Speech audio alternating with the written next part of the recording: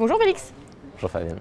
Comment définissez-vous la culture d'entreprise de Vendredi? Qu'est-ce qui la caractérise? Alors la culture d'entreprise de Vendredi, je pense que ce qui la caractérise, c'est que en fait, ce qui réunit les gens chez Vendredi, c'est notre mission d'entreprise, donc permettre à chaque salarié d'agir sur son temps de travail autour des sujets sociaux et environnementaux. Donc il y a déjà ce point commun, je pense, qui définit notre culture.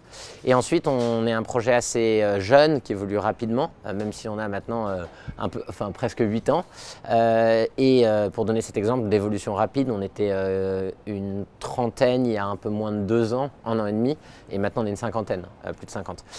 Par rapport à ça, on a à cœur, bien qu'on soit porté par cette mission ensemble, de faire vivre le projet de façon organique, et de donner le pouvoir à chacun d'agir dans le projet et de aussi définir un peu ses règles. Donc par exemple les valeurs qu'on a définies, en fait il y a un peu moins d'1 an on les a redéfinies en collectif parce qu'on les avait, l'entreprise avait pas mal grandi, ce qui a donné lieu à l'évolution. On avait 4 valeurs, on en a 5 maintenant, il y en a 3 qui ont un peu changé, on a affiné les principes d'action et du coup ça c'est un exemple sur les valeurs, mais il y a plein de choses très concrètes, par exemple de dire en fait il y a tous les 3 mois, 6 mois, des gens de l'équipe peuvent organiser un moment au vert et qui est auto-organisé par les gens de l'équipe qui le souhaitent, où on fait un peu de télétravail et un petit week-end off qui est optionnel et qui est toujours géré par les salariés qui souhaitent le proposer. Ça, c'est des façons et en fait, c'est né organiquement, on le développe.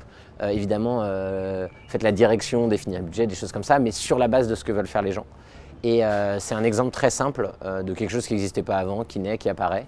Et donc je dirais qu'on a une culture organique et à impact. Quel rôle également pour les managers?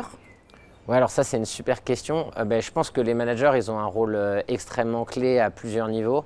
D'abord dans le recrutement, parce qu'ils interviennent de façon assez proactive dans le recrutement. Et donc nous on a tout un process de recrutement où on va évaluer aussi par rapport aux valeurs, est-ce que les gens correspondent à ce qu'on recherche? Parce que c'est pas tout d'avoir les compétences ou l'envie de vivre une aventure entrepreneuriale, c'est ce qui est un fit avec notre culture et nos 5 grandes valeurs. Ils ont un grand rôle du coup dans la période d'onboarding, de se dire est-ce que ces personnes, elles sont alignées avec les valeurs, de les transmettre et de les faire grandir. Et après un rôle dans leurs équipes, à leur niveau, justement d'incarner ces grandes valeurs qu'on a, par exemple faire chaque jour de son mieux, l'enthousiasme au quotidien, ces éléments-là.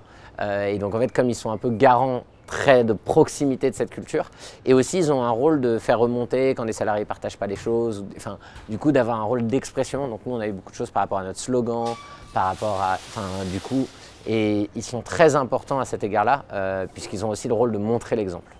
Est-ce que la culture d'entreprise est aujourd'hui pour Vendredi un levier pour recruter et fidéliser? Je pense que c'est un vrai levier pour recruter. Parce que en fait elle est forte, elle est marquée, les candidats nous le partagent, ils le voient en extérieur, ils le vivent pendant les process de recrutement. Donc c'est un levier pour recruter les bonnes personnes. Par moment aussi ça ne plaît pas à tout le monde et c'est bien de ne pas plaire à tout le monde. Et après pour fidéliser, je pense que c'est quelque chose de très important parce que ce qui réunit c'est du coup cette mission, comment on la vit, avec aussi ses écueils parce que parfois les gens ne se rendent pas compte du cadre qu'on a créé parce qu'on a beaucoup de gens jeunes, donc ils ne se rendent pas compte de comment ça se passe parfois dans des plus grandes entreprises. Mais ça, c'est le travail de dirigeant qu'on doit mener quand on a des discussions avec les personnes, de aussi se rendre compte de ce qui est chouette en interne. Et donc, je dirais que c'est un vrai atout quand même. En un mot, une culture d'entreprise saine et vertueuse, c'est? Une culture qui est vivante, je dirais, et qui est vivante par rapport aux envies des salariés, aux besoins des partenaires et aussi aux enjeux du monde qui nous entoure, et ça fait le lien avec Vendredi. Je pense qu'une culture par exemple qui ne sait pas s'adapter, c'est une culture qui est problématique et aujourd'hui ces enjeux ils sont assez cruciaux, mais je dirais une culture vivante.